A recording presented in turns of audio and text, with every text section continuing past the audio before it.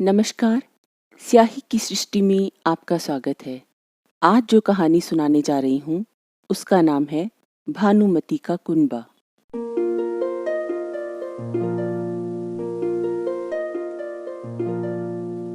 दरो दीवारों का घर जहाँ रिश्ते गुलाबी हों, खालिस जिंदगानी हो, न बातें किताबी हों।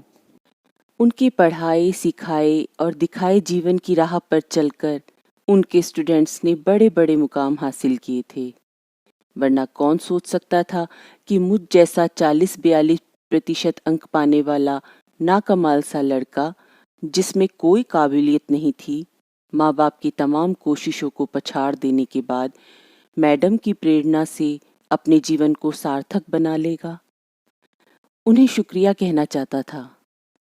सोशल मीडिया के दौर में किसी को ढूंढ पाना कोई मुश्किल काम नहीं है, ये सोचकर स्वदेश लौट आया और लंबे अरसे से संपत मैम की असफल खोज में लगा हुआ था।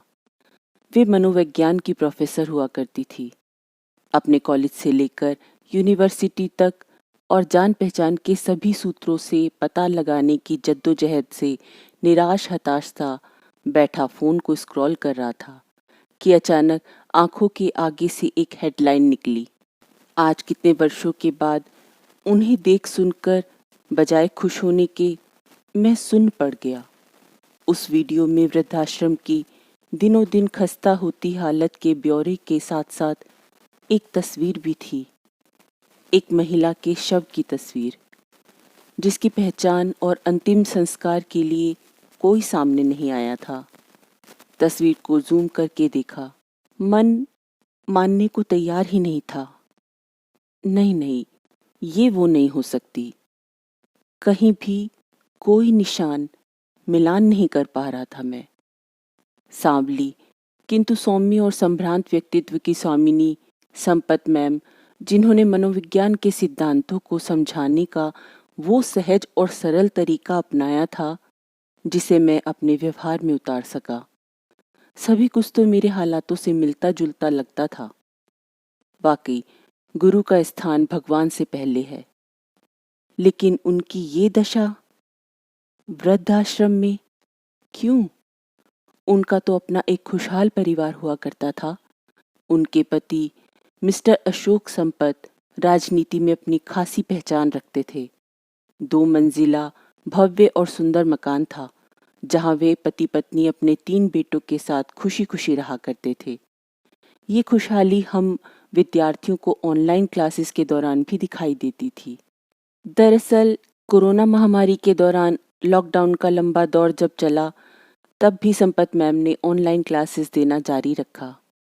उनके समझाने का तरीका ऐसा था कि वे विषय वस्तु में डूब जाती और उसे जीवंत बना डालती।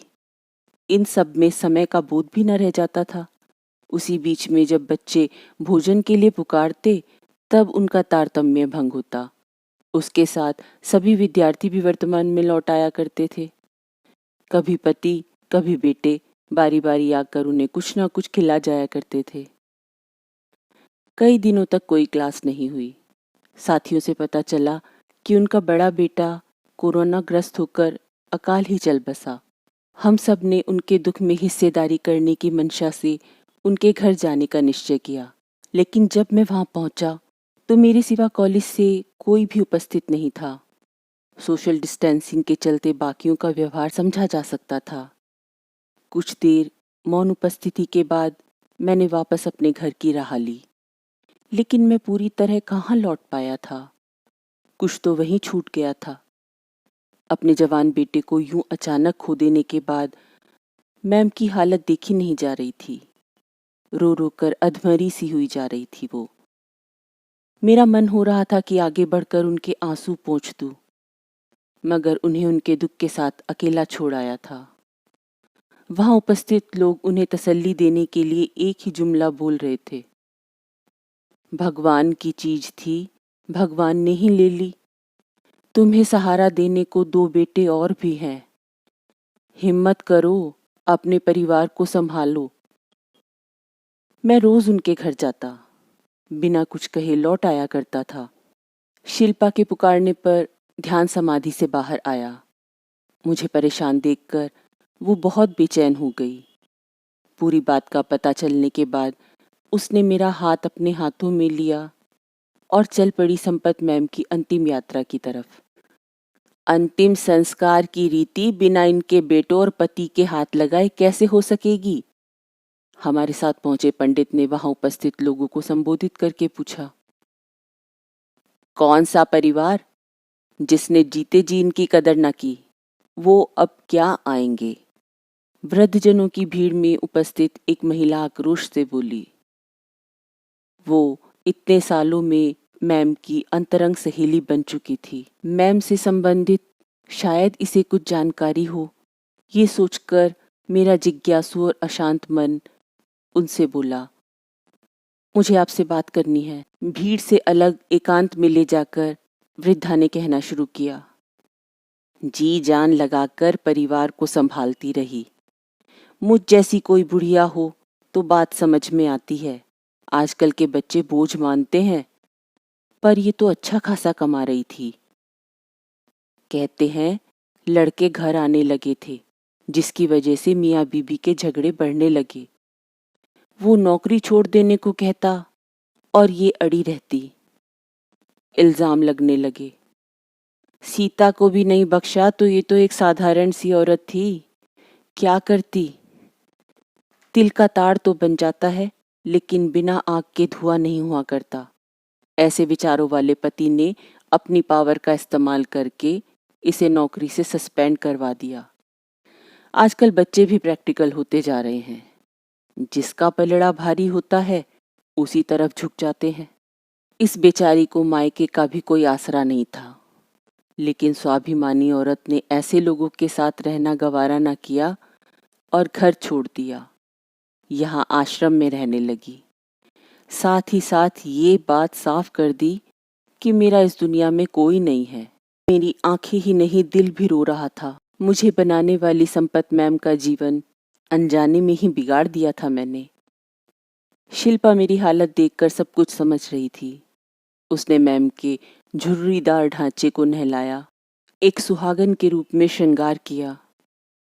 उस आदमी की सुहागन के रूप में जिसकी वजह से मैम की ये हालत हुई थी। पर मान्यता है कि दबी ढकी का नाम ही इज्जत है। जब अंतिम यात्रा लेकर जा रहे थे, उसी रास्ते से होती हुई एक रैली आ रही थी जो किसी राजनेता के लिए चुनावी प्रचार कर रही थी। रास्ता तंग था, दोनों में से कोई एक ही आगे बढ़ सकता था। बैनरों पर नजर ठहर गई, मिस्टर अशोक संपत। मैं गाड़ी से उतरकर उन तक पहुंच गया। ये समय नहीं था कि उनके कुकर्मों और दुर्भावनाओं के लिए उन्हें धिक्कारूं। मैंने उन्हें प्रणाम किया और बोला, मेरी माँ की अंतिम यात्रा जा रही है, प्लीज रास्ता दे दीजिए। ये शायद चुनावी मौसम का असर था जिसमें उन्हें इतनी विनम्रता दे दी थी।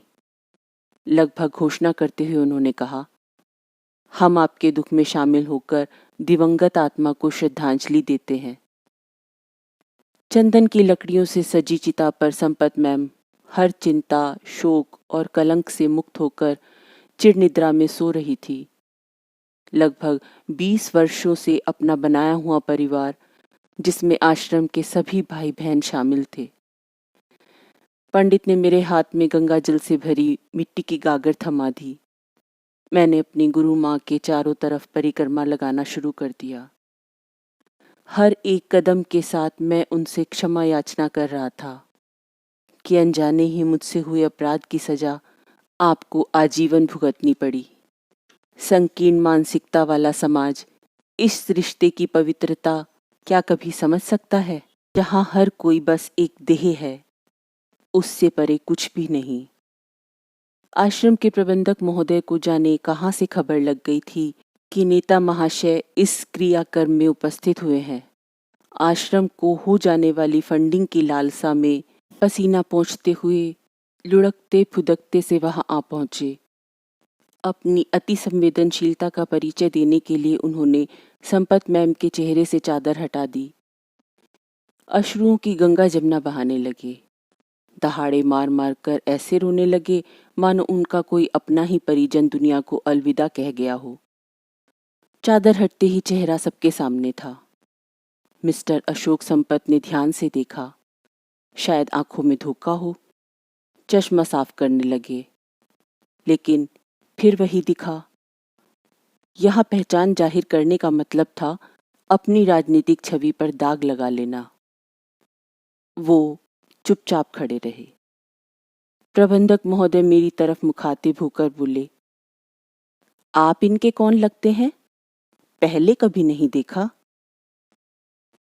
मैं भानुमति संपत का बड़ा बेटा। तो ये थी कहानी भानुमति का कुनबा। कहानी अच्छी लगी हो तो प्लीज़ लाइक और शेयर कर दीजिएगा। चैनल पर पहली बार आए हैं तो सब्सक्राइब कर लीजिएगा ताकि मेरी हर नई कहानी आप तक पहुंच सके, वो भी बिल्कुल फ्री में। आपका दिन शुभ हो। धन्यवाद।